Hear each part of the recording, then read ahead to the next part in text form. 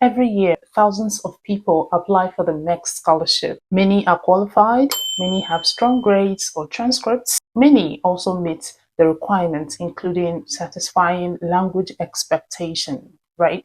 But they get rejected before the interview stage. Why?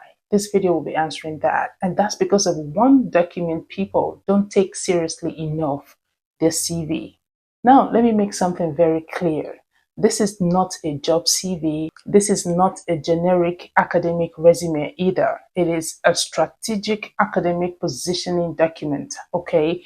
And if you don't position yourself properly on paper, you may never get the chance to explain yourself in person. That's how I see it personally. Now, this is not just my opinion. Actually, there has been, or there was, a published research study where academic authors and reviewers were surveyed on what makes a strong scholarship CV, as you can see on the screen. And yes, they actually emphasize things like clear structure, research experience, education background, research interest, and very importantly, publications. In fact, publications were ranked the number one factor that makes candidates stand out. Now, don't panic if you don't have publications. It doesn't mean that you are automatically don't have a chance. What this really means actually is this: you need to present your academic potential clearly and strategically. So by the end of this video, you will understand what MEXT evaluators actually look for, okay? The correct structure for a scholarship-focused CV, mistakes that quietly disqualify applicants, how high school undergraduates and postgraduate applicants should adapt their CV, and of course, how to align your CV with Japanese academic culture.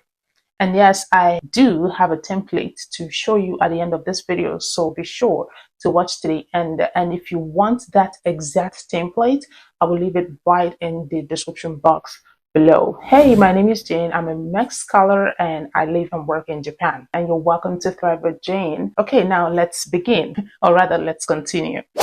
The first thing you want to have there is your personal information. Here, you need to keep it simple and professional. Your full name, your email, phone number, nationality, and please, no fine girl 567@gmail.com, okay? It has to be clean and intentional.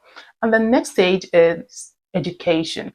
This is not just listing schools, okay? You need to show degree, institution, CGPA, relevant coursework, or thesis or project topic.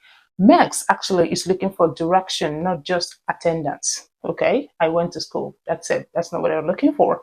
Okay, research experience. This is where many people miss it.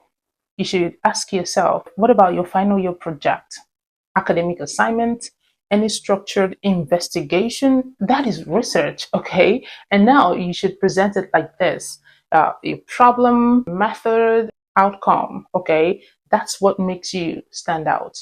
All right, very clear structure. And then the next part of that CV should be your research interest.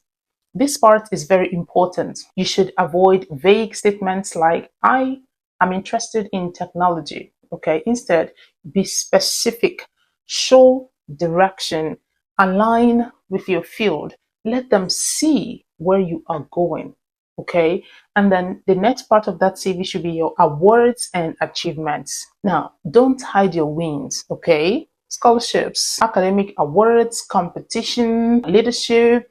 After publication, for those of you who do not have publication, this part is what stands out. Okay, let's move on to the publication part. If you have them, great. List them properly, okay? The title, journal, year. If you do not have them, include thesis, strong research writing, conference work. Basically, you are still building your profile, so you don't have to exaggerate or say what's not there. And then the next part is skills. Focus on relevant skills, research tools, data analysis, lab or technical skills, not I am hardworking cliche, okay? And now let me give you some Japanese culture insights. One thing many people don't realize is Japanese academic culture values clarity, structure, consistency, humility. Avoid trying to oversell yourself. Let your structure speak, okay? And then your CV should reflect your level, okay? For undergraduate applicants, you should show potentials, okay? For master's applicants, you should show research exposure. For PhD applicants, you should show specialization. Your CV should grow with you. All right, let's move on to common mistakes that you should have at the back of your mind quickly. Long paragraphs, no structure, too much irrelevant information, copy paste CVs, typos, simple things. Yeah, they are, but they are costly mistakes. You don't want to have them. Okay, at the end of the day, your CV should look something like this on the screen. Simple, structured, clear. That's what works. You don't have time to read a bunch of papers. Okay, let me leave you with this. Preparation is your responsibility. Outcome belongs to God, but excellence is stewardship. Okay, so if you have been given the opportunity to apply, then presenting yourself properly is part of honoring that opportunity. That's how I see it. So do your part, trust God with the rest. All right, thank you all so much. If this video helped you, don't forget to subscribe for more scholarship guidance. Thank you all for subscribing, and if you haven't, please consider that. I'll see you all in the next video. Until then, feel free to check out other videos on my channel. You might find them very helpful in your scholarship journey. Thank you.